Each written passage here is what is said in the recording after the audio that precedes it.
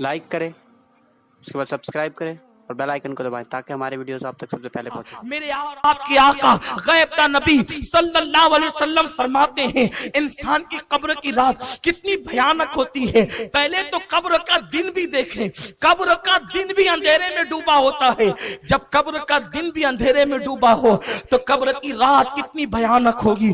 उस रात में तुम्हें भी आना है, उस रात से हमें भी सामना करना है। हाय मुसलमान, जिसने अपनी जिंदगी के लम्हे लम्हे को गुनाह के लिए वक्फ कर दिया, गीबत, चुगली, शराब और कबाब, जुओं के अड्डे, खुदा जाने क्या क्या गुनाह हमारी जिंदगी में है। मेरी कौम के जवानों, कब्र की पहली रात का जरा तसव्वुर करो जिसे मेरे आका अलैहिस्सलाम ने बयान किया है। मोहल्ले में मोहलत मिलती है तो तुम कौड़ियां लेकर के बैठते हो, ताश के पत्ते लेकर के बैठते हो, 3 पत्ती का गेम लेकर के बैठते हो। अल्लाह ने तुम्हें इसलिए पैदा न किया, खुदा ने तो तुम्हें कब्र को संवारने के लिए, कब्र को जन्नत के बागों में से एक बाग बनाने के लिए पैदा किया है। आका अलैहिस्सलाम फरमाते हैं कब्र की पहली रात ऐसी दर्दनाक होती है कि मुर्दे को कब्र चारों तरफ से यूं दबाती है कि उसकी पिसलियां एक दूसरे में मिल जाती। और मेरे आका सल्लल्लाहु अलैहि वसल्लम ने सहाबा को तसव्वुर दिलाने के लिए फरमाया, अपने दोनों मुबारक हाथों को यूं लिया और फरमाया कि जब कब्र इंसान को दबाती है तो उसकी दोनों पिसलियां यूं आपस में मिल जाती है। पिसली पर थोड़ी सी मार लगती है तो हम बेचैन हो जाते हैं। ऐ मेरी कौम के जवानों, गुनाह करने वालों, अल्लाह को नाराज करने वालों, रब को गजब की दावत देने वालों, जरा सोचो, अगर सिर्फ कब्र का दबाना ही होता अंदर तो यही अजाब हमारे लिए काफी था। कब्र दबाती है और पिसलियां एक दूसरे में आपस में मिल जाती है। बेटों का हाल क्या है, बेटियों का हाल क्या है? कायनात में सबसे ज्यादा अगर कोई किसी से प्यार करता है तो मां अपनी औलाद से प्यार करती। जब बेटे को दफन कर दिया जाता है तो भी मां अपने पल्लों से आंसू पोंछती है, लेकिन जब भाती का लुकमे सामने आते हैं तो वो भी 2 लम्हे के लिए अपने मरहूम बेटे को भूल जाते। लोग तुम्हारी भाती खा रहे होते हैं और उधर मुर्दे को कब्र दबा रही होती है। कब्र को, आखिरत को भूलकर अपनी तबीयत के मुताबिक जिंदगी गुजारने वालों, जरा बताओ कब्र की उस तारीक वादी में कौन काम आएगा?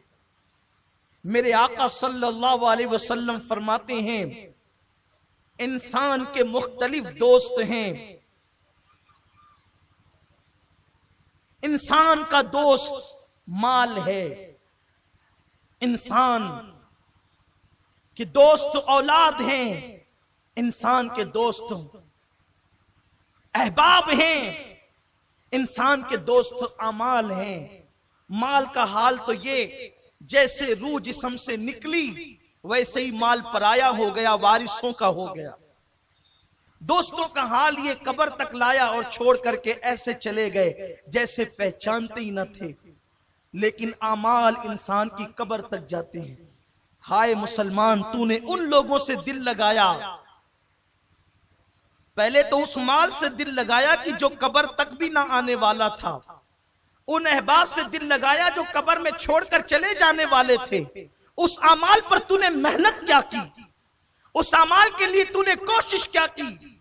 मस्जिद में आता नहीं था और आता था तो हाल ये कि ऐसा लगे जैसे कोई डंडे बरसा रहा हो और तू भाग जाता था। जुमा के दिन भी आखिर में आकर के 2 रकअत पढ़ करके भाग जाने वालों, मेरे आका अलैहिस्सलाम फरमाते कब्र दबाती है, पिसलियां दोनों एक दूसरे में मिल जाती हैं।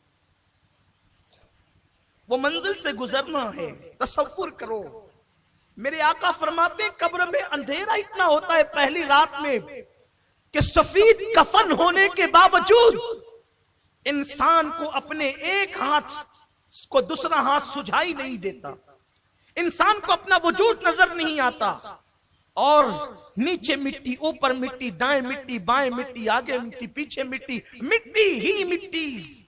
और उसके बाद फिर उस पर अजाब कब्र यूं मुसल्लत किया जाता है।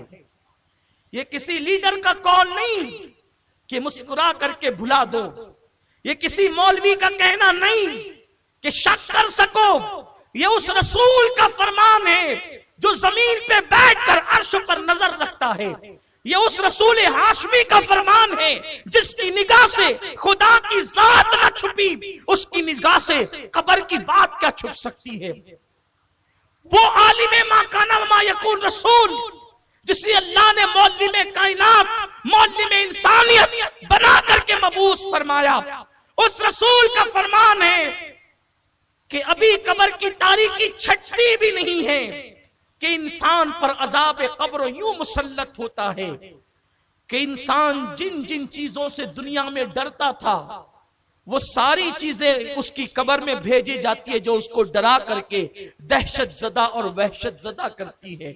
मिसाल के तौर पर दुनिया में कुत्ते से डरता था तो कुत्ते कब्र में आकर उसको डराते हैं, छिपकली से डरता था तो छिपकलियां डराती है, चूहे से डरता था तो चूहों को भेजा जाता है और वो उसको डराते हैं। सोचो गली के कोने पर खड़े हैं और कुत्ता आ जाए तो हम दूर भागते हैं। कब्र के अंदर जब इस तरीके से कुत्तों को, चूहों को, छिपकलियों को, सांपों, बिच्छुओं को जब मुसल्लत किया जाएगा तो उस 2 गज जमीन में जहां पर करवट बदलने के लिए जगह नहीं है वहां से कहां भागोगे? चीखोगे, आवाज कहां तक पहुंचेगी? चिल्लाओगे, आवाज कहां तक जाएगी? मुसलमान तू कितना नादान है, तुझे अल्लाह ने मुहम्मदुर रसूलुल्लाह जैसा नबी अता किया, तुझे अल्लाह ने कुरान मुकद्दस जैसी किताब अता की, तुझे अल्लाह ने अल्लाह अकबर हिदायत याफ्ता बंदों का दामन अता किया औलियाए किराम का, लेकिन तूने दुनिया दुनिया दुनिया और दुनिया की मौज मस्ती में अपना वक्त ऐसे गुजार दिया कि तूने आखिरत की कोई फिक्र न की, कब्र की कोई परवाह न की। हाँ, अगर तुझे वक्त मिलता तो तू गुनाहों में डूब जाता। तूने आखिरत के लिए क्या किया, तूने कब्र के लिए क्या किया? अल्लाह के प्यारे हबीब गैब दा नबी सल्लल्लाहु अलैहि वसल्लम फरमाते हैं मुर्दा इसी से हरासा होता है, परेशान होता है कि उसके पैर की तरफ से अजाब आता है, उसके सर की तरफ से अजाब आता है, उसके कानों की तरफ से अजाब आता है, उसके हाथों की तरफ से अजाब आता है और चौ तरफ से अजाब आकर के उसको अपनी लपेट में ले लेता है। अल्लाह के प्यारे हबीब गैब दा नबी सल्लल्लाहु अलैहि वसल्लम फरमाते हैं हाल ये होता है कि अगर उसने एक वक्त की नमाज कभी जानबूझकर जागते में कज़ा कर दी थी, छोड़ दी थी, तो एक वक्त की नमाज छोड़ने के बदले में उस पर 99 सांप मुसल्लत किए जाते हैं, जिसमें से एक एक सांप की ताकत का आलम ये है कि अगर वो किसी पहाड़ पे डंक मारे तो पहाड़ रेजा रेजा हो जाए, अगर वो दुनिया में फुनकार दे तो उसकी फुनकार की गर्मी से दुनिया के सारे इंसान मर जाएं। ऐसे 99 सांप उस मुर्दे पे मुसल्लत किए जाते हैं। उसके बाद एक फरिश्ता जो आंख से देखता नहीं, जो कान से सुनता नहीं, जो जबान से बोलता नहीं, गूंगा बहरा अंधा फरिश्ता उस पे मुसल्लत किया जाता है और नमाज छोड़ने की वजह से सिर्फ एक गुजा जब वो उसके वजूद पे मारता है तो वो ऐसे पिस जाता है जैसे चने पे हथौड़ा मारने से चना पिस जाता है। रात के 2-2, 3-3 बजे तक जग करके नमाज फजर तर्क करने वालों, जरा उस चाबुक और उस गूजे का तसव्वुर करो, सोचो और गौर करो कि क्या ये नाजुक वजूद, ये छोटा सा जिस्म क्या अल्लाह के अजाब को बर्दाश्त कर सकेगा? क्या रब तबारक व तआला के अजाब को बर्दाश्त कर सकेगा? नहीं और हरगिज नहीं। तो फिर ये रंगरेलियां क्यों है? ये तबीयत के मुताबिक जिंदगी क्यों है? ये घरों पे लगे हुए तुम्हारे एंटीने, ये एंटीने नहीं, ये एरियल नहीं, ये जहन्नम के सामान है। تمہارے گھروں کی رنگین ٹیویاں جو تمہیں ڈش لگانے پہ مجبور کرتی ہے، تمہارے بچے جو تمہیں مجبور کرتے ڈش لگانے پر، اس میں 100 سے زائد چینل پر گندی ننگی اور آوارگی کی فلمیں دیکھنے والوں، یہ صرف تمہیں نہیں بلکہ تمہاری پوری اولاد کو جہنم کا ایندھن بنانے کے لیے راہ جہنم پر لے کر کے جا رہے ہیں۔ خدا را ذرا اپنے حال پہ رحم تو کرو۔ اگر یہ کہا گیا ہوتا کہ 1 سال کے بعد موت آئے گی تو شاید ہم 1 سال پہلے سدھر جاتے، 10 سال کے بعد موت آئے گی تو ہم 10 سال پہلے سدھر جاتے، لیکن موت نے تو کوئی وقت نہ دیا، کسی کو موقع نہ دیا۔ موت کب آئے گی، کیسے آئے گی، کس وقت آئے گی، کس حال میں آئے گی، اسے پر کوئی اطلاع کسی کو نہیں دی گئی۔ ٹی وی دیکھنے والوں، موبائل کو ہاتھ میں لے کر کے انٹرنیٹ پر گندے مناظر دیکھنے والوں، جس وقت تمہارے ہاتھ میں موبائل ہو اور اسی وقت اللہ نہ کرے تمہیں موت آ گئی، اس وقت جب تم گندے مناظر دیکھ رہے ہو یا فلمیں تم ننگی اور آوارگی کی دیکھ رہے ہو، اسی وقت تمہیں موت آ گئی تو تم اللہ کو کیا منہ دکھاؤ گے؟ مصطفیٰ جان رحمت صلی اللہ علیہ وسلم ارشاد فرماتے ہیں، جس کو جس حالت میں موت آئے گی وہ قیامت کے دن اسی حالت میں اٹھایا جائے گا۔ اللہ کے حبیب صلی اللہ علیہ وسلم فرماتے ہیں، بہت چھوٹی چھوٹی چیزیں جس کو لوگ سمجھتے ہیں اس پر بھی اللہ لوگوں پہ قبر میں عذاب فرمائے گا۔ میرے آقا علیہ السلام فرماتے ہیں کہ لوگ پیشاب کے چھینٹوں سے نہیں بچتے، اس بنیاد پر بھی اللہ ان کو عذاب قبر میں مبتلا کرے گا۔ اس حدیث کو پڑھنے کے بعد میں نے کتاب بند کی اور میں سوچنے لگا کہ اللہ کے حبیب صلی اللہ علیہ وسلم فرما رہے ہیں کہ اگر پیشاب کے چھینٹے پیروں پر آئیں اور لوگ پیشاب کے چھینٹوں سے نہ بچے تو بھی اللہ ان کو قبر کے عذاب میں گرفتار کرے گا۔ پیشاب تو اپنے پیٹ سے نکلی ہے، اب سے اپنے پیٹ سے نکلنے والی گندگی، اپنے پیٹ سے نکلنے والی غلاظت، اگر ہم اس سے نہ بچیں تو اللہ عذاب قبر میں گرفتار کرے گا، عذاب قبر میں مبتلا کرے گا۔ اور قبر کا عذاب کیا ہے؟ کفن چھین لیا جائے گا، جسم کو قبر کے کیڑے، سانپ اور بچھو کھائیں گے، پوری قبر کے اندر آگ بھڑکا دی جائے گی۔ یہ عذاب قبر کی ہلکی سی جھلک ہے۔ میرے آقا صلی اللہ علیہ وسلم ارشاد فرماتے ہیں، قبر میں جو عذاب دیا جاتا ہے جو میں جانتا ہوں، اگر تمہیں بتا دوں تو تم گھروں میں رہنا چھوڑ دو اور پاگلوں کی طرح جنگلوں میں بھٹکنے لگو۔ حضور نے نہیں بتایا، صرف اشارہ کر دیا۔ اس کا مطلب یہ ہے کہ آقا جو جانتے ہیں وہ کوئی نہیں جانتا، اور یہ بھی میرے رسول کی شان کی بات ہے۔ حضور وہ سب کچھ جان کر بھی لوگوں کے درمیان محلے میں انسانیت کی حیثیت سے ہے۔ اس کا مطلب حضور کی عقل اور اپنی عقل دونوں برابر نہیں ہے۔ ہمیں پتا چلے تو ہم پاگل ہو جائیں، ارے لوگ بھیانک ایکسیڈنٹ دیکھ کر کے پاگل ہو جاتے ہیں، تو قبر کا عذاب سننے کے بعد جو کما کہو عذاب دیا جائے گا وہ کیسے برداشت ہو سکتا ہے؟ تو اللہ کے حبیب صلی اللہ علیہ وسلم فرماتے ہیں، اگر میں تمہیں بتا دوں مکمل طور پہ کہ قبر میں کیا ہوتا ہے تو تم ایسے گھلنے لگو گے جیسے نمک پانی میں گھلنے لگتا ہے۔ تم اپنی جگہ پر سلامت نہیں رہ سکتے، گھل جاؤ گے تم۔ وہ قبر ہے جسے دردناک عذاب کے حوالے سے اللہ کے حبیب علیہ الصلوۃ والتسلیم نے بیان فرمایا ہے۔ تو ایک معمولی سا عمل جس کو ہم کہتے ہیں پیشاب کے چھینٹوں سے نہ بچنا، یعنی کھڑے کھڑے کچھ لوگ پیشاب کرتے ہیں تو پیر پہ چھینٹے آتے ہیں، کچھ لوگ بیٹھ کر بھی بے احتیاطی سے کرتے ہیں تو بھی پیشاب کے چھینٹے آتے ہیں۔ تو پیشاب کے چھینٹوں سے نہ بچو تو بھی انسان عذاب قبر میں گرفتار ہوگا۔ حیرت ہے، جتنا زیادہ ناپاک پیشاب ہے اس سے زیادہ ناپاک گناہ ہے. گناہ اور پیشاب کی ناپاکی میں زمین آسمان سے بڑا فرق ہے. کیونکہ پیشاب اگر کہیں لگ گیا پانی ڈال دو تو پیر پاک ہو جائے گا، بدن پاک ہو جائے گا. لیکن اگر گناہ کا دھبا لگ گیا تو 7 سمندر کا پانی بھی گناہ کا دھبا نہیں دھل سکتے. تو پیشاب اگر ناپاک چیز پیر پہ لگ جائے اڑ کر کے اور کوئی اس سے نہ بچے، احتیاط نہ کرے، تو اللہ عذاب قبر میں گرفتار کرے گا. تو اس سے زیادہ ناپاک تو گناہ ہے.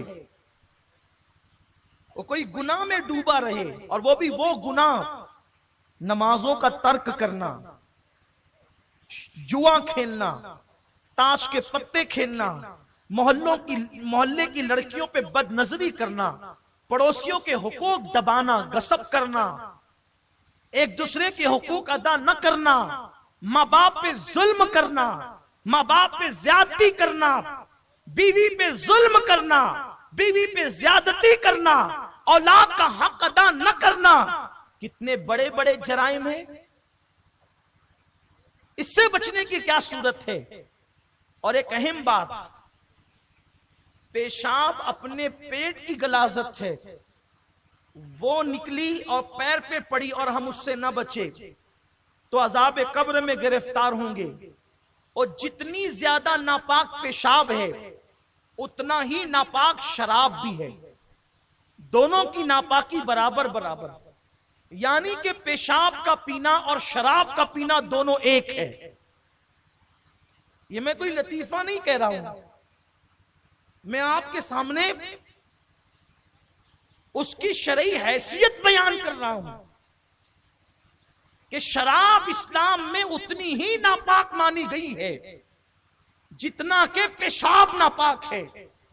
تو مجھے بتاؤ، اگر پیشاب کے چند چھینٹے بدن پہ لگ جائیں تو انسان اللہ کے عذاب پہ گرفتار ہوتا ہے.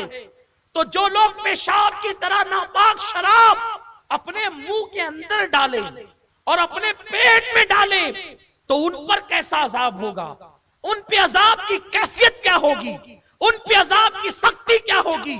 میرے آقا صلی اللہ علیہ وسلم کے دیوانوں، آیت مبارکہ کا آخری ٹکڑا، اب میں اس پہ نہیں پہنچ سکوں گا، بس ایک بات عرض کر کے اپنی گفتگو مکمل کروں. شاید کسی کی زندگی میں انقلاب پیدا ہو جائے. خدا کے لیے اپنی قبر کی تیاری کرو.